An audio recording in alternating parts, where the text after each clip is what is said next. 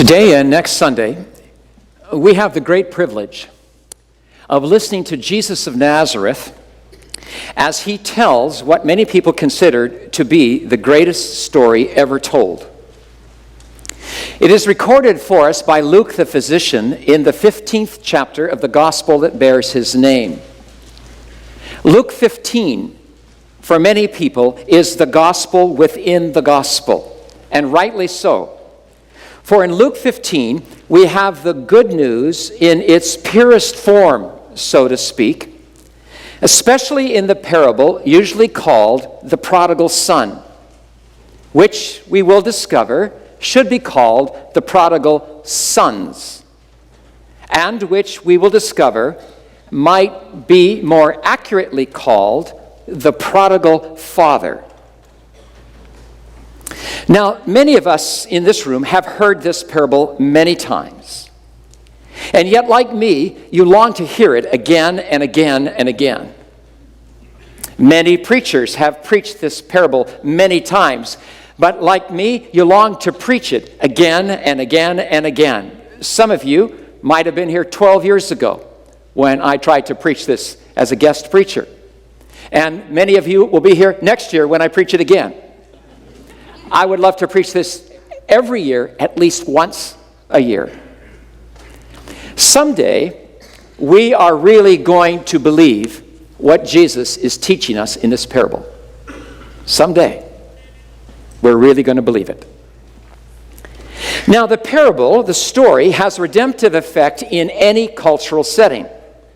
Canadian, British, American, Mexican, Brazilian, South African, Asian.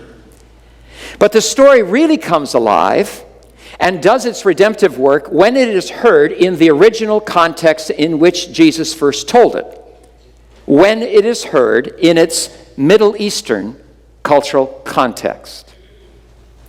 If you are able, will you please stand for the reading of incredibly good news. Luke 15. Verses 1 to 2, and then verses 11 to 24. Now all the tax collectors and the sinners were coming near Jesus to listen to him.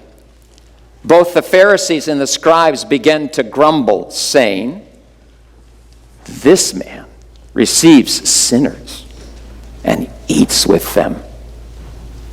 So he told them this parable, saying, "A man had 2 sons. The younger of them said to his father, 'Father, give me the share of the estate that falls to me.' So the father divided his wealth between them. And not many days later, the younger son gathered everything together and went on a journey into a distant country, and there he squandered his estate with loose living. Now, when he had spent everything, a severe famine occurred in that country, and he began to be impoverished. So he went and hired himself out to one of the citizens of that country, and he sent him into his fields to feed swine. And he would have gladly filled his stomach with the pods that the swine were eating, and no one was giving him anything. But when he came to his senses, he said, 'How many of my father's hired men have more than enough bread? But I'm dying here with hunger. I will get up, and I will go to my father, and I will say to him, Father, I have sinned against heaven and in your sight. I am no longer worthy to be called your son. Make me as one of your hired men.' So he got up and came to his father. But while he was still a long way off, his father saw him and felt compassion for him, and ran and embraced him and kissed him.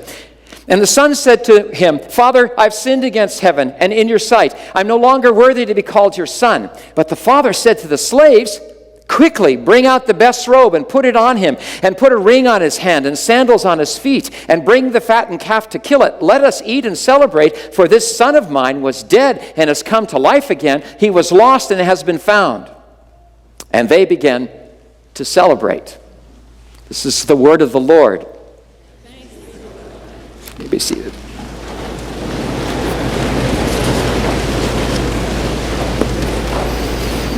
Living God, we believe that you helped Luke accurately write down these wonderful words of Jesus. And now in your mercy and grace, I pray that you would help us enter into the reality of which they speak as never before, for we pray it in Jesus' name. Amen. Whenever we read Jesus' story, we need to remember that Jesus spoke it to Pharisees and scribes. It was not spoken to the crowds. It was spoken to Pharisees and scribes. And we need to remember that Jesus told the story to justify behavior the scribes and Pharisees judged to be scandalous. To justify actions of Jesus that the Pharisees and scribes judged to be shameful. I'm going to say all that again. Whenever we read Jesus' story, we need to remember that he tells it to the scribes and the Pharisees, and he tells it to justify behavior on his part that the scribes and Pharisees judged to be scandalous, that they judged to be shameful. Well, let's walk through the story. Let's make sure we understand the characters and understand what is going on here. Who are the scribes and Pharisees with whom Jesus is regularly in conflict, in trouble? The scribes are the professional theologians of the day. If you will, they are the seminary professors and the ecclesiastical lawyers. They're the bishops and the district superintendents. And they were entrusted with the task of teaching and protecting God's law and all the oral tradition around that law. And it was incumbent upon their office to interrogate Jesus of Nazareth about his teaching. The Pharisees are the lay leaders of the day. They are the deacons and the elders. They're the Sunday school teachers. They're the chairpersons of the committees. And they were committed to keeping and obeying the law of God and all 631 other rules and regulations built around the original 10 Commandments. Now, although the scribes and Pharisees get rather bad press in the Gospels, we must not quickly dismiss them. They are well motivated. They wanted to be holy. They wanted to be pleasing to God. And they wanted to help other people be holy. The problem was their concept of holiness. For them, holiness meant conformity to the rules. One achieves holiness by keeping rules and regulations. They missed the point. Holiness cannot be legislated. Holiness comes from relationship with the Holy One. And that relationship cannot be initiated nor sustained by keeping rules and regulations only. Now, here's the critical fact for us to keep in mind as we read Jesus' story. The scribes and Pharisees thought of themselves as the protectors of Israel's law, and therefore the protectors of the reputation of Israel's God. And as far as they're concerned, Jesus of Nazareth is shaming that reputation. In the way he is behaving and acting, Jesus is shaming the reputation of Israel's law and shaming the reputation of Israel's God. At issue for the scribes and Pharisees is the character of the holy God. Now, who are the tax collectors and the sinners with whom Jesus seems to always be in company? The tax collectors are Jews who are working for the Roman government. They have been given the right to collect taxes in a particular area, and they can collect just about any tax they want as long as they deliver the money to the Roman Empire they agree to deliver. That means, therefore, that these Jews are ripping off their fellow Jews. The word sinner is the Pharisees' word. You might know that in the Gospels, Jesus never addresses a human being as sinner. This word refers to those who have broken the law, and such people are then considered unclean. They were ostracized by those who thought they kept the law. Sinners and tax collectors flocked to Jesus. That's an understatement. They could tell that there was something different about this new rabbi, and they wanted to be near Jesus. And scandal of scandals, Jesus wanted to be near them. Luke says that Jesus received them Welcome them. And this word that's used here means to receive a person as a member of the family, to welcome someone as a member of the family. Jesus is welcoming tax collectors and sinners as members of his own family. But what was really shameful and scandalous for the scribes and Pharisees is that Jesus was eating with sinners and tax collectors. He ate with them. In the Middle East, eating with someone means a whole lot more than it does in our time. To eat a meal with someone in the Middle East is an almost sacramental act, and it signifies total acceptance. Total acceptance. Jesus is eating with tax collectors and sinners and thereby totally accepting them. Scandal of scandals. This man welcomes sinners and eats with them. It's said with disgust and anger. Jesus of Nazareth is shaming the reputation of Israel's law, and he is shaming the reputation of Israel's God. Shame on you, Jesus. Now, Jesus responds to these accusations by telling 3 parables that are recorded in Luke 15. They are often called the parable of the lost sheep, the lost coin, and the lost son. And that's too bad. Because the subject of the story is not what or who is lost, but whose is lost. The emphasis is not on the lost sheep, but on the shepherd. Not on the lost coin, but on the woman. And not on the lost sons, but on the father.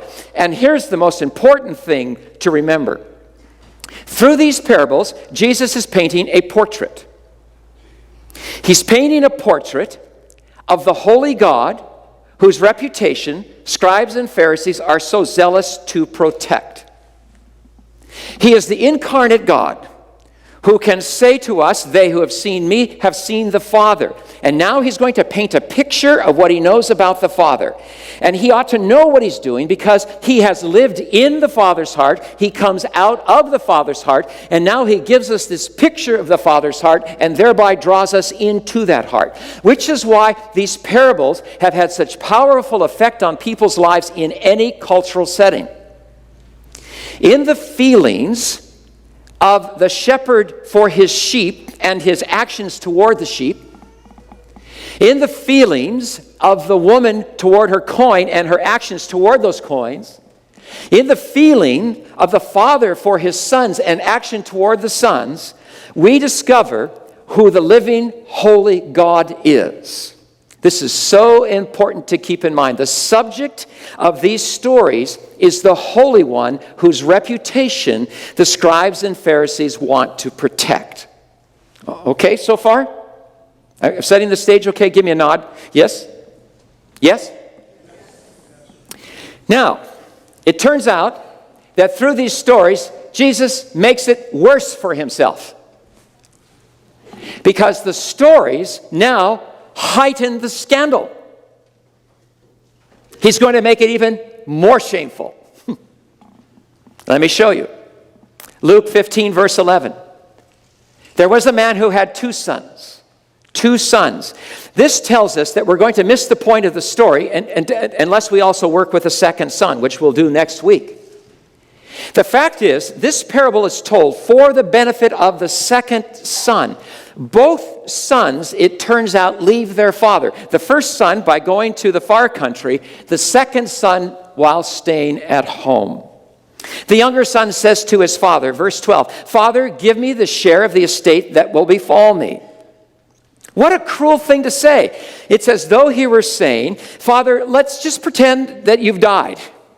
And now you give me what will be mine when you do die." Dr. Kenneth Bailey, Presbyterian theologian, missionary, lived most of his life in the Middle East, mostly in Syria and Lebanon. And in his book, The Cross and the Prodigal, he points out that such a request would be never would be heard in that culture. Indeed, it's unimaginable. He says that he's gone through villages throughout the Middle East, and he asked these villagers, "Has anyone in your village ever asked this question? Father, give me what's going to come to me when you die?" No. No one would ask that. Well, why wouldn't they ask that? Well, because it means that the boy wants his father to die. Well, if the boy asked that, what would the father do? Well, he would beat his son, of course. I checked that out when I've had time in the Middle East. I checked that out in the Philippines, up with the Ifugao people in the northern part of the island of Luzon. And I asked them, have you ever heard any of your children ever ask this question? No. Why not? Well, because it means that the boy wants his dad to die.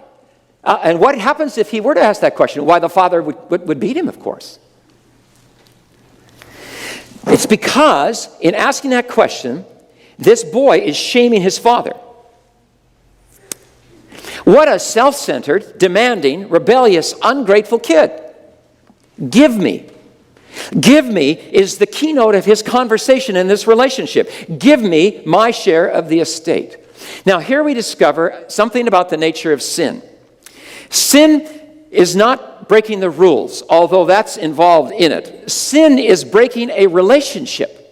At the beginning of the story, the son has not broken any rules, but he has broken his father's heart. It turns out that the second son, who stays home, also breaks his father's heart at an even deeper level. Now, how does this father respond to the younger son's request?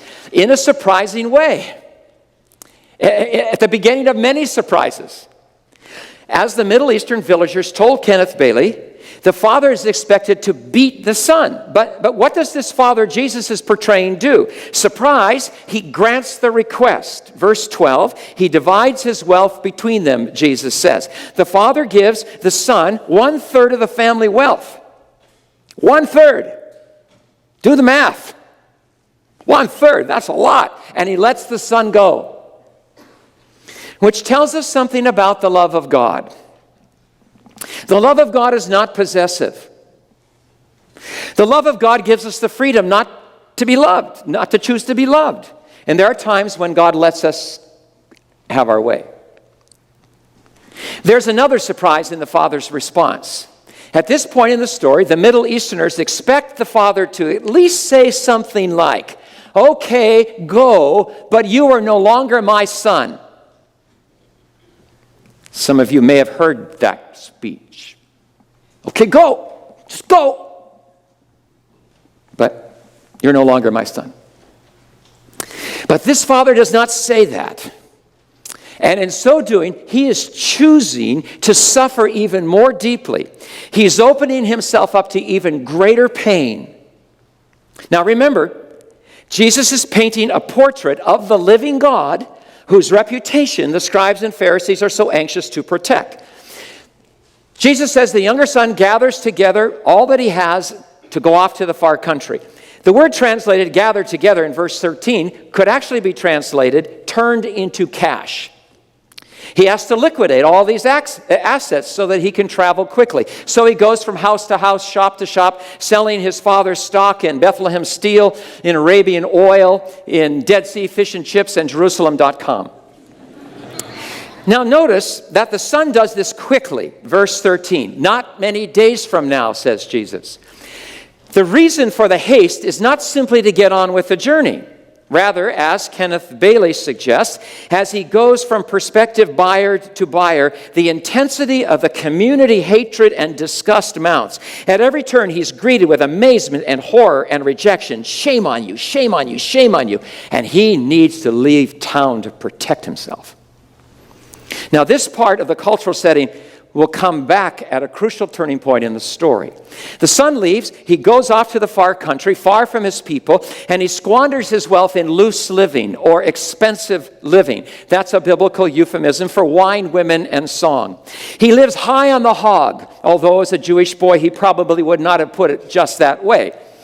The son lives so loosely, that he loses 1/3 of the family's wealth. Then a famine hits. Thank God that it does not go well in the far country. Thank God that when God lets us have our way, it does not go well. When the son had lots of money, he had a lot of friends. When he had no money, no friends. And he began to be in need. Now, why not go home? He eventually does go home. But why not go home right at that point when he's experiencing hunger? Because he's afraid to go home. Why is he afraid to go home? Well, for one thing, he's afraid that he's going to meet the taunting and jesting of the villagers as he comes to the village gate. Ha ha ha! You went off to find your life, and look at you. You lost everything. You're dirty. You're no good anymore. And he cannot at that point contemplate accepting such shame. In the Philippines, I was visiting with a Filipino man who had moved from a beautiful part of the country into Manila, hoping to find a new job and a better way of life. And he discovered the opposite has often happened. And I said to him, why don't you just go home? Go home to your beautiful village. He couldn't answer me. He never answered me. Later on, one of his friends came to me. He says, he can't answer you because he's ashamed. I said, what? He says, because he's going to go home, having left the village, and not have anything left. And he's going to have to suffer the shame of the village. So he'll stay in Manila.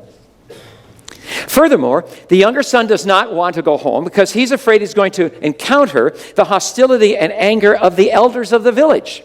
They might beat him because he had shamed his father. They might make life so miserable for him that he will starve. Furthermore, he does not make the choice to go home at this particular time because he fears the scorn of his older brother. The older brother might say, you lousy, good-for-nothing bum, you wasted 1/3 of the family wealth, and you have no right to be here. I'm the oldest of 5 sons, and I can imagine giving that talk to my younger brother. Or the older brother might have some mercy and say, you blew it, dude. You go get that money back, and when you do, maybe you can come home. I often wonder how many younger siblings do not come home because of the attitude of the older siblings. Scribes and Pharisees, if they let you come home at all, demand that you first measure up. The younger brother will endure the famine before facing such scorn from his brother. There's yet another reason why the boy is afraid to go home at this point. It is his father. He's afraid of his father. He fully expects the anger and the scorn and the punishment and the rejection of the father. And the father has every right to so act. He has every right to forget his son. He has every right to say to his son, you made your bed, now you just sleep in it. So the son chooses to stay in the far country. Jesus says he goes to one of the citizens of that land, likely a Gentile, verse 15, looking for work. Now here's an interesting point to note. The word translated hired in verse 15 literally means he glued himself. It's a picture of sheer desperation. He's forcing himself on that Gentile person. I'll do anything. And it's very likely that this Gentile person doesn't want this kid there, and so he offers a job he's sure a Jewish boy will reject. Sure, kid, you go feed the pigs. The pigs are the garbage collectors of any society. Yet the son would rather do that job than go home. The situation continues to worsen. He would gladly have eaten anything anybody gave them, but no one gave him anything to eat, not even what the pigs were eating. Then Jesus says, the son comes to his senses. Verse 17. How many of my father's hired men have enough bread to eat, and I'm sitting here starving to death? Now, here's the question. What makes this younger boy come to his senses? Well, partly it's his need, right? But mostly it's something deeper. And it was Dale Bruner, who taught at Union Theological Seminary in the Philippines, who helped me see this deeper reason. What brought this young boy to his senses is the memory of his father. The memory of the father. He remembers the goodness of his father. How many of my father's hired men have more than enough food to eat? He remembers how generous his father is to his employers, to his servants. When I read this section, I pray that my children will remember me as a generous father. So the younger son reasons to himself, what am I doing here? I'll get up and I'll go home, and I'll ask to be hired as one of his men who eat well. I'll face the taunting and the scorn. I'll face the anger of my brother, but at least I won't be starving. So off he goes, ragged, weary, needing a bath, all of his inheritance squandered. As he walks home, he puts together a speech. Verses 18 and 19. He has a speech, and it has 3 parts.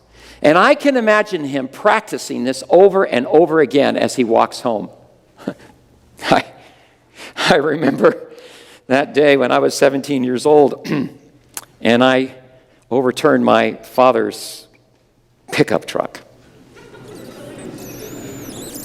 I and 2 of my buddies were horsing around on a gravel road, and we flipped that thing. I can still remember that speech. I won't give it to you, but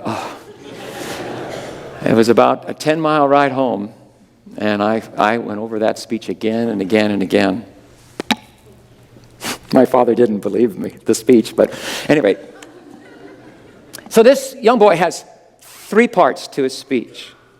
Part 1, Father, I have sinned against heaven and in your sight. Part 1 is his confession of sin. He knows that what he has done is shameful, it's wrong, it's sinful.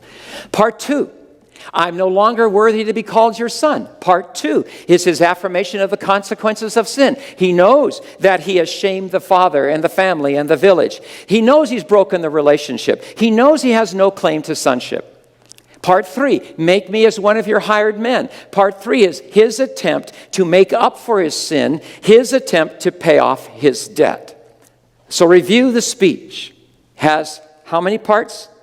3 parts. Part 1, Father, I've sinned against heaven and in your sight. Part 2, I am no longer worthy to be called your son. Part 3, make me to be one of your hired men. Over and over and over again. Father, I've sinned against heaven and in your sight. I'm no longer worthy to be called your son. Make me to be one of your hired servants. Father, I've sinned against heaven and your sight. I'm no longer worthy to be called your son. Make me to be one of your hired servants. And he heads home. Now, we come to the heart of the story. Remember why Jesus is telling it. He is justifying and interpreting actions which the scribes and Pharisees consider to be scandalous. And at this point, I can imagine the scribes and Pharisees listening very carefully. Jesus says, verse 20, but while the son was a long way off, yes, Jesus? While the son was a long way off, his father saw him. Surprise. Everyone in that day expected the father to have forgotten the son and to have lost himself in his business, but not this father.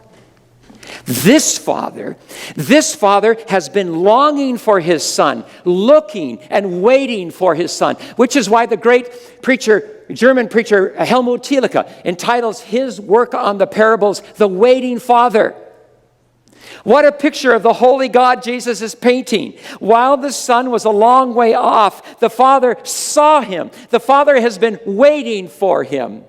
Do you see this? Can you see him watching for you and waiting for you? Do you see him watching and waiting for your children and grandchildren who may be in the far country? Can you see him watching and waiting for your neighbors to come home?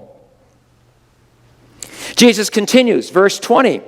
And the father felt compassion for him. Another surprise. Everyone in that day expects the scorn and disgust and indignation of the father. The kid blew it. He just wouldn't listen. He just never listened to me. He had to have his own way, so go have your own way. But no, not this father. This father is filled with compassion. The word that Luke uses here is the word that refers to the inner parts, to the guts, to the splanchna. The father is deeply moved, ripped up in his guts for his son. What a picture Jesus is painting of the holy God, the suffering father. Jesus continues, verse 20. And the father ran to the son. Another surprise. The father ran. In the Middle East or Asia, a man of the father's age and stature never runs in public for any reason. Sonia Matthews, who's on our staff, is from India, and she sent me an email during the week because she's been looking at this parable. And Sonia says, she read that part about the father running. She says, that would never, ever happen in India. It'll never, ever happen in the Middle East. It's a shameful thing for a man of his stature to run because he has to lift the hem of his robe, thereby exposing his undergarments, which is a very shameful act.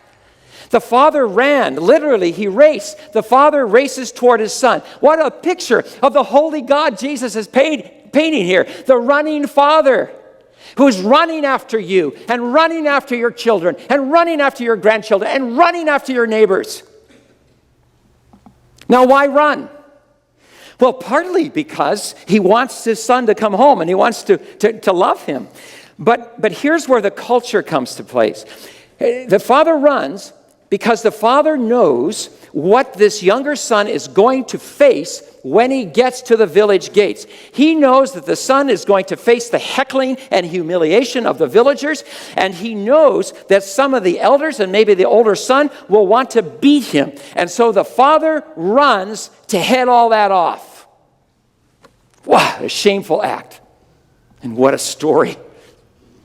Jesus continues, verse 20, and the father embraced him and threw his arms around him and kissed him. Literally, it is, he kept kissing him in public. What a scandalous picture Jesus is painting of the holy God. The father should have stayed back in the house.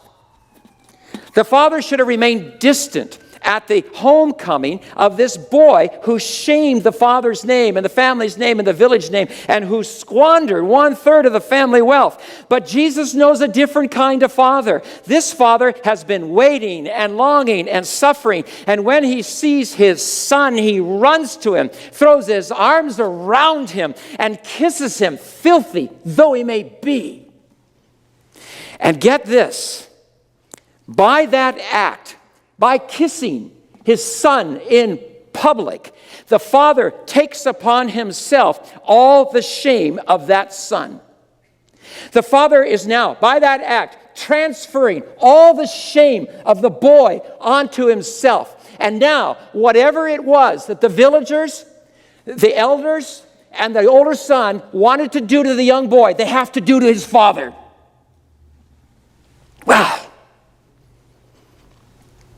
While stunned by this surprising, scandalous love, the son gives his speech. How many parts does it have?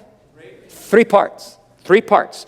The son begins, verse 21, Father, I've sinned against heaven and in your sight. The father lets him speak that speech, and the father will let us speak it. We have to come clear. We need to confess.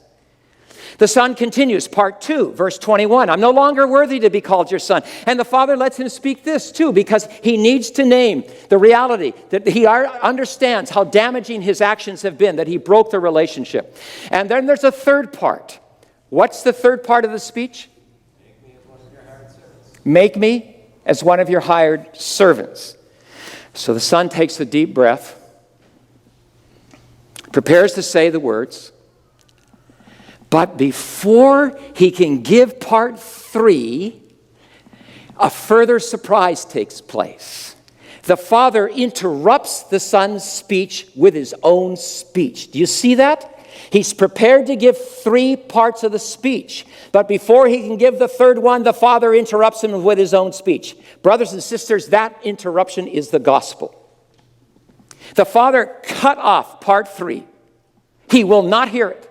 We can say it till the cows come home. We can repeat it again and again, but the Father will not hear it. It is totally irrelevant. God will not let us try to make up for what we have done. He will not let us try to pay the debt. Besides, what could we pay? God will not let us try to earn our way into his family. Oh, we do it all the time. We do it all the time. We do good deeds. We do a religious ritual, or we wallow in guilt long enough so we think that the Father's pleased with us now. The Father interrupts the Son before he can give part 3 because there's nothing the Son can do but come home. That's all he has to do is turn around and come home. Now, as I said, part 3 of the Son's speech is interrupted by the Father's speech. And the Father's speech is full of more surprises. Everyone expects the Father to say, at least, well, go get a shower, kid, and put on some decent clothes. Not this Father. Verse 22, quick, bring the best robe and put it on him. The best robe is the Father's robe. The prodigal son is going to go through the village gates wearing his father's robe. Oh, what a scandalous picture Jesus is painting of a holy God, a God who dresses sinners in his own holiness. He comes and he puts his robe over my rags. He puts his holiness over my unholiness. Oh, I love to tell the story. 'Twill be my theme in glory. There's another surprise. Quick, put a ring on his finger. A ring on his finger. The ring on the finger is the so-called signet ring. This is the ring the Father uses for stamping his official documents. My goodness, the son squandered 1/3 of the family's wealth, and he's given authority to manage what's left of the wealth. What is this? Sinners are going to be leaders in the kingdom of God? Tax collectors are going to manage the treasury of the household of God? There's more. Another surprise. Quick, put sandals on his feet. You see, slaves went barefoot. Children wore shoes. And another surprise, bring the fattened calf and kill it. The fattened calf is reserved for the most special guest. The highest honor to be paid in the Middle East is when you come to the house and you get the fattened calf. That says you are a high-standing guest. Sinners and tax collectors worthy of butchering the fattened calf, honored guests at the meal of the Holy One. There's more. There's yet another surprise. Quick, let us have a feast and celebrate, for this son of mine was dead and is alive. He was lost and found. Here Jesus reveals the rejoicing Father, the feast-making Father who loves to party when his children come home. Everything, I mean that word totally. Everything the Father does in this parable is unexpected and culturally scandalous. Everything he does. Just as the way Jesus relates to sinners and tax collectors is scandalous and religiously shameful. And Jesus defends his scandalous action by the even more scandalous claim that in him, the Holy One, God the Father, is welcoming sinners and eating with them. In Jesus, the Holy God embraces sinners. It's the embrace that makes us holy. Do you believe that? It's the embrace. Amazing grace, how sweet the sound. It's the grace of the one who only acts in a way that honors his name. So here's the gospel. The good news I believe every person on this planet is longing to hear. In the incarnation, the living and holy God lifts the hem of his robe and runs towards sons and daughters. At the cross, the living and holy God takes upon himself all the shame of all the sinners of history, and he rejoices when he does it. So what if some religious folk think that God is thereby tarnishing his name? All that matters is that lost sons and daughters have come home. And besides, Jesus is not tarnishing God's name.